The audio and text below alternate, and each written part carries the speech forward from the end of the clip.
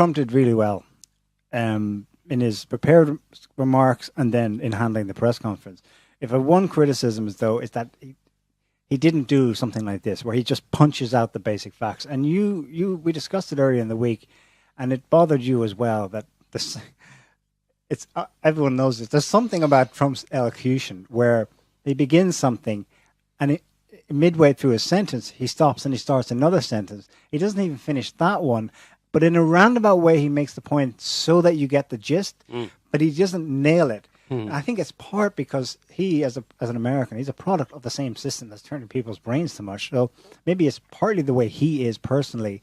It's partly the result of people's brains being turned to mush.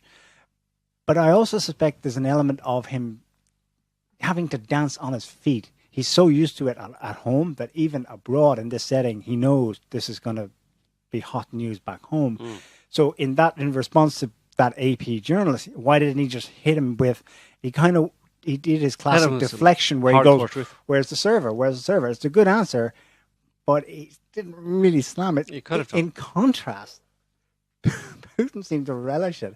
You see, Trump's standing there and he's not handling diplomacy between the United States and Russia. It's not that simple on his side. On the Russian side, it is. Putin is clearly the president of Russia. He has their support. He can speak freely. Trump is hamstrung because he's the mediator between the deep state and the American people and Putin. So he's handling the three things or forces at once, you know. Putin's answers, in contrast, were just dynamite. That's what I mean. He seemed to relish it because he goes, well, okay, if that, what about this? And he did this two awesome name droppings. If we're talking about meddling in foreign elections, then I'd like to listen to what I have to say about, and he named them, Bill Browder.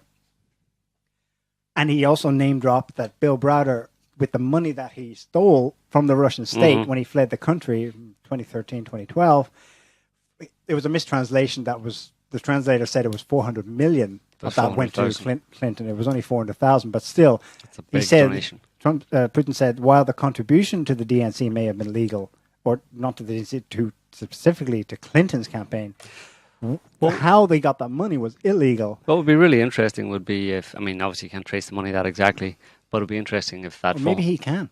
Well, no, but exactly in the way that I'm thinking about it, it would be really, it would be very rich or ironic, I suppose, in a certain sense, that if that 400,000 that Bill Browder gave of what is effectively Russian state money, Russian tax money, basically, taxes owed to the Russian state, that he stole $250, $300 million, he gave 400,000 over to the Clinton campaign, and then Clinton gave that money to Christopher Steele, who then gave it back to some Russians to produce this lie about Trump.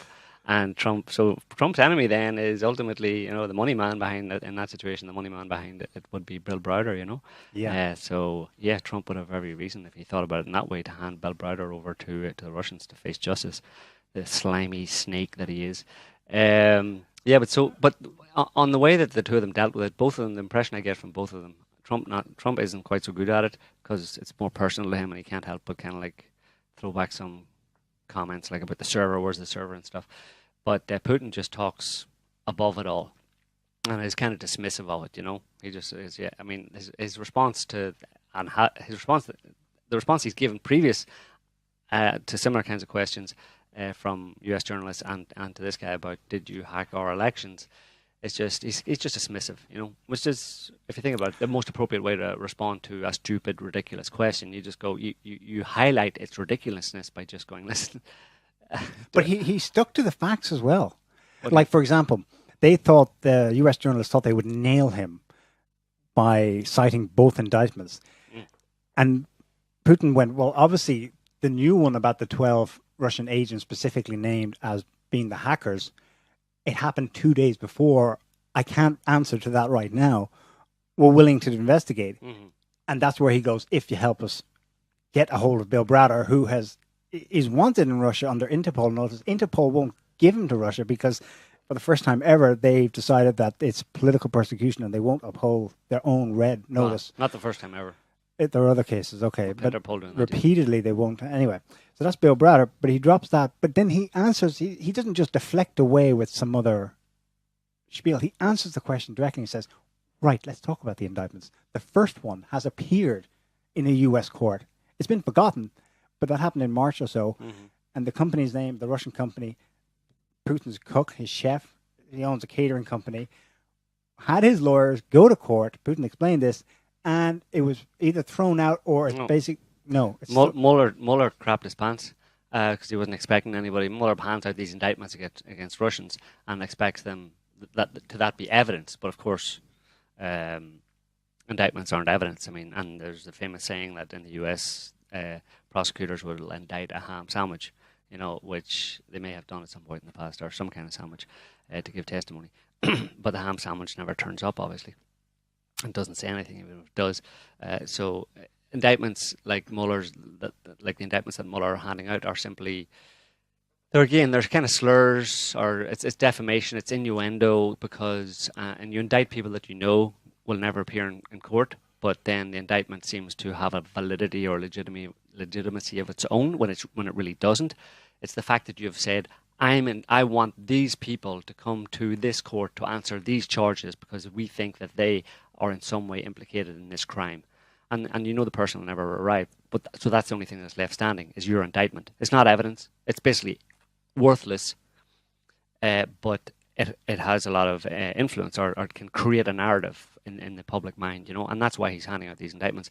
So when he handed out a couple of indictments earlier this year, he expected that the two people that he indicted, two Russians, accused of spreading these memes on Facebook and stuff, wouldn't turn up, and they actually did turn up. At least they were represented by their lawyer. Mm-hmm. And immediately Mueller tried to have the case delayed till he could clean his pants, basically, to get a new pair of underpants, which was going to take quite some time. So he, but the judge denied that delay, and the course continued, and the case continued, and I think it was just recently, actually, they were up in front of the judge again, and these two Russians' lawyers demanded, okay, since we've been accused of these things, we want see the evidence, disclosure of everything, which again caused a loud noise to issue from Mueller's office, and a lot of flushing went on. So they're in trouble, basically, in that respect. They're scrambling to try and kind of like make this go away, and then Mueller indicts 12 more. I mean, he was more careful about his more recent indictment of 12 Russians. He picked 12 people who he said work for the GRU, Russian Intelligence Service. There are names, but there's no way to know if those are actually people, if they exist, or if he pulled them out of his backside, which he may well have done. So he was more safe on this one, because there's no way that those guys are ever going to get representation, if they even exist. Those guys, maybe they don't exist, and that's one way to make sure that the people you indict will never appear in court if you just make up their names. If they're fictional people, obviously they're never going to appear in court, and they're not going to hire lawyers to come to court because they don't exist. Or if they do, it's well understood by convention, if nothing else. There might even be actual laws about this in international law.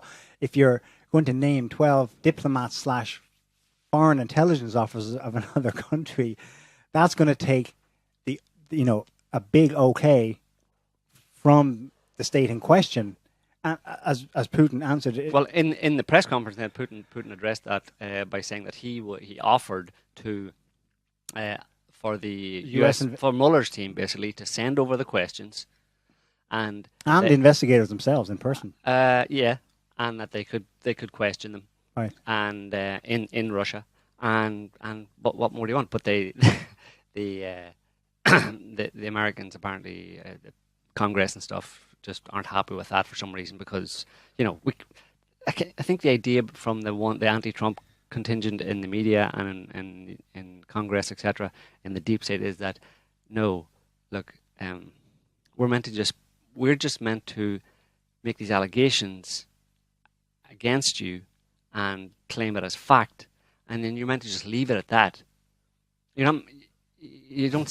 You Russians don't seem to understand the process here. It's like, we make the allegations, and then our media says it's a fact, peddles it as fact to the people, and then that's where it ends. You don't go through a court case and find out whether or not what we're saying is actually true. That's not the point. Do you not get? Have you not realised what the point of this is yet? It's for us to spread rumour, innuendo, and slander and defamation, and for you just to suck it up. Exactly. It's like people telling Putin, whispering in his ear, as he's explained a number of times, whenever the US increases sanctions or the rhetoric against Russia, especially during the Obama administration, Putin says that he would have someone, whisper and say, hey, listen, we're not serious about that. Listen, it's just, it's internal politics. Yeah. Now, they won't disclose that anymore, but it's obvious to everyone that it is internal politics. Putin can see that himself. This is your issue. Stop bringing us into it. The other thing Mueller's doing actually is the people that he's indicting or that he's bringing up charges against, he's actually passing them off to the Department of Justice, rather than actually. There's other people. There's like he's been investigating a close Trump associate, Michael Cohen, who I think his former lawyer. Yes. Let me see what Cohen. Yeah, he's a key. Cohen's. I'm just reading here. He's a key figure in theories of Trump-Russia collusion. Basically, Cohen was accused in the dodgy dossier. Cohen was accused of holding secret talks with Russian officials in August 2016 to discuss how deniable cash payments were to be made to hackers who had worked in Europe under Kremlin direction against the Clinton campaign. Blah blah blah. So this guy has been accused in the dossier. He's mentioned in the Steele dodgy dossier. So Trump or Mueller has kind of ID'd him and is investigating him. But now that he's built up some kind of list of crimes that this guy is possibly guilty of, he's passed it off to the DOJ. And when you pass it off to the DOJ, it kind of goes into a secret room and it's hidden, whereas Mueller's investigation is meant to be very public. Like with Manafort, it was all very public what was going on. So Mueller is basically flagging all these people to kind of build up the case, but then not actually prosecuting them himself publicly, giving them over to the DOJ so they basically disappear. He's done the same thing with this woman more recently, Butina. Yes. The woman who, just another woman who's basically working, obviously has been over the years, lots of lobbying going on by Russians in America and by Americans in Russia and every other country around the world. And this woman, Butina, works for, her kind of patron is a guy who worked for a Russian bank and was a member of Putin's party and stuff like that. Torsion, Alexander Torsion. And, he's been in the US.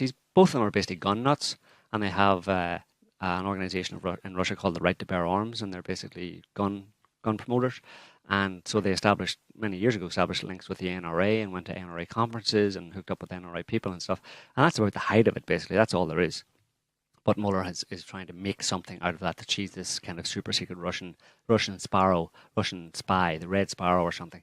And she's already convicted in trial by media. Yeah, but she actually, of course. They're calling her a spy. Yeah, of course, it's done and dusted, but she's a nobody, basically. There's nothing to see there at all. But she's a lobbyist who happens to be Russian. Yeah, exactly. That's pretty much the height of it. If you wanted a simple version of it, it's that she's a Russian lobbyist working on behalf of a group like a Russian organization in very, the only thing is she's not an official lobbyist, so the only thing they can really accuse her of, if they can say that she was involved in some kind of work for the Russian government, which they're trying to do, then they would accuse her of not registering as a foreign agent, which she didn't. Right. But she wasn't working for the Russian government. She was working for this organization in Russia called the Right to Bear Arms. And she wanted to hook up with the Republicans and with the NRA. NRA and Republicans are like, two peas in a pod, basically. So she had contacts there. She had gone to meets and stuff like that. Well, she went to a Trump rally when he was campaigning. Well, of course. They have video. They're playing video now of her asking him a question. Right, but he was going to be... This is evidence of Russian collusion. But he was going to be the next next Republican president. So, of course, she was going to be interested in talking to him. They all are. I mean, people don't know what the lobbying situation is like in the US. It's freaking like it's like a cat fight, you know what I mean? It's a cesspool. So this is obviously cooked up. I mean, two days before the summit, there's a second. So the other thing about her is she's gone to the DOJ as well. Mueller's not investigating her anymore. He's just basically ID'd her as a Russian spy. Once that's done in the media, we found a Russian spy. Then her case actually gets shoved off to actually find out whether the allegation that she's a Russian spy and has been working, for Putin to try and contact Trump and destroy our democracy. Those allegations are made. Then Mueller doesn't actually follow it up. He doesn't have to prove anything. He doesn't have to collect any evidence. He doesn't have to have any evidence because he pushed it off to the DOJ. The DOJ kind of just put it into a dark room somewhere and it disappears. And the whole point of this is to create media truths, quote unquote media truths, by issuing indictments, by talking about individual Russians, and then not following up at all, making the allegations that are, when you look into them, are baseless, but have the media present them as fully, well-founded allegations, and then make the case disappear. Don't follow it up. Don't investigate. No evidence. No court case. Nothing done. But it's trial by jury. Trial by media.